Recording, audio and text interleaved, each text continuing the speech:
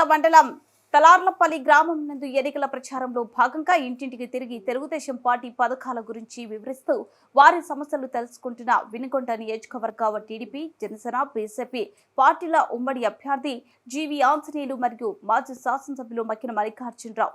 అలాగే ఈ కార్యక్రమంలో టీడీపీ జనసేన బీజేపీ పార్టీల ముఖ్య నాయకులు కార్యకర్తలు అభిమానులు మహిళలు పాల్గొన్నారు.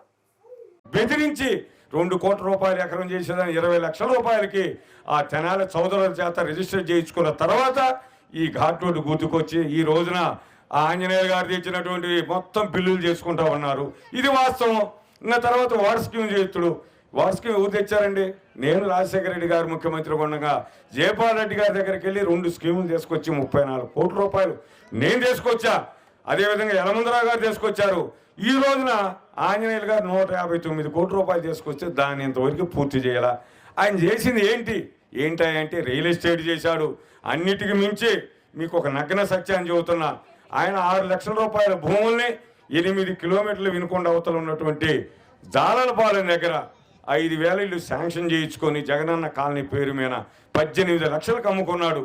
ఆ డబ్బులు తీసుకొచ్చి ఇక్కడ బిజ్జీ దగ్గర కొనుక్కున్నాడు. ఇది వాస్తవా కాదా? ఆ తర్వాత ర్యాలీలు చేసుకుంటారండి. నేను ఎమ్మెల్యే ఉండగా ఈయన ర్యాలీ చేస్తుంటే నేను పక్కదారి పోయేవాడిని. యలమందరావు గారు ఎమ్మెల్యే ఉండగా ఏదన్నా మేము కనుక ధర్నా చేస్తే ఆయన పక్కన పోయేవాడు. మరి మొన్న ఈయన ఈ తెలుగుదేశం వాళ్ళు ధర్నా చేస్తూ ఉంటే పోలీసులను అడ్డం పెట్టుకొని జీప్ ముందు కూర్చొని గంగినేని అంజయ్య రైతును తలకాయ పగలగొట్టించినట్టు వాస్తవా కాదా? తర్వాత గలుపూడి నరేంద్ర రైతు వడ్లకు రేటు పెంచమన్నాడు. వాడి మీద 307 కేసు పెట్టించి పండగ రోజుల్లో 15 రోజులు జైలు వేయించాడు. ఎన్ని అక్రమ కేసులండి! రైతుల మీద, కూలీల మీద ఎవరు అడ్డం వస్తే వాడు బెదిరియటం, రియల్ ఎస్టేట్ చేసుకోవడం, భూములు లాక్కోవడం, ఇవన్నీ వాస్తవాలా కాదా? అసలు ఆయన మా ఇద్దరు గురించి లంబూజం మాట్లాడు బాబా పూడి అంటాడు. అదైతే నాకు అర్థం కాదు. ఆ పాట మీకు కూడా చెప్పాలని చెబుతున్నా. సరే, ఏమైతే డిగ్రీ చదువుకున్నాడో, వీళ్ళ పెదనాయన సర్పంచ్, వీళ్ళ చిన్నాయన సర్పంచ్, 7 అన్నదమ్ములు నాన్నోళ్ళు 100 ఎకరాల రైతులు. నా గురించి కూడా తెలుసుగా.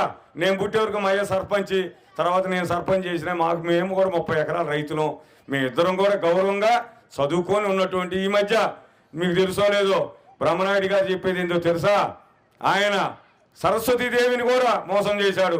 2009-14లో నేను డిగ్రీ చదివానని అఫిడవిట్ ఇచ్చారు. ఈరోజు ఏం చెప్తున్నాడు?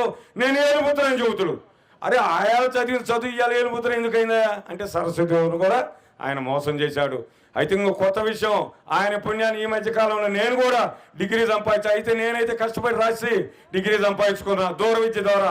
ఆంజనేయులు గారే పాపం చిన్నప్పటి నుంచి కష్టపడి సంపాదించి, నేను ఇప్పుడు ఒకటే అడుగుతున్నా, నీ డిగ్రీ తీసుకురా, ఆంజనేయులు గారిది నాకు చేసుకొస్తాం. మాట్లాడితే ఆంజనేయులు గారిది ఏదో ఏంటంటే అది లెక్కల పుస్తకం ఏమంటాడు. ఆయన లెక్కల పుస్తకం ఏం తెచ్చేది ఏంది? నేను అడుగుతున్నా, నువ్వు అఫిడవిట్లో వచ్చినటువంటి డిగ్రీ సర్టిఫికేట్ నువ్వు తీసుకురా. మా సర్టిఫికెట్లు మేము తీసుకొస్తాం. మా అబద్ధం అయితే మేము ఎలక్షన్ నుంచి మానుకుంటాం.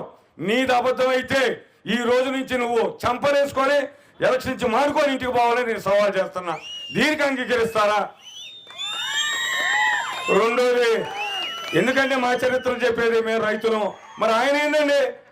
తప్పదు, నాకు మాట్లాడాలని లేదు కానీ చెప్పక తప్పదు. లారీ క్లీనరు, తర్వాత లారీ డ్రైవరు, తర్వాత సినిమా డబ్బాలు వేసుకునేవారు, ఆ తర్వాత 6 రూపాయలు ఫైనాన్స్ వడ్డీ, మనీ ఫైనాన్స్ పేరు కూడా చెబుతున్నా. ఆ తర్వాత పాల కేంద్రాలు పెట్టాడు.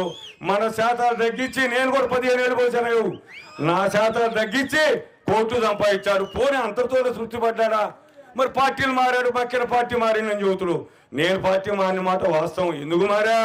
ఈ రాష్ట్ర భవిష్యత్తు కోసం రాజశేఖర రెడ్డి గారి అబ్బాయికి ఒక్కసారి ముఖ్యమంత్రి చేయాలని కాంగ్రెస్ నుంచి వైసీపీలోకి వచ్చా. తర్వాత ఈ రోజు ఎందుకు మారా?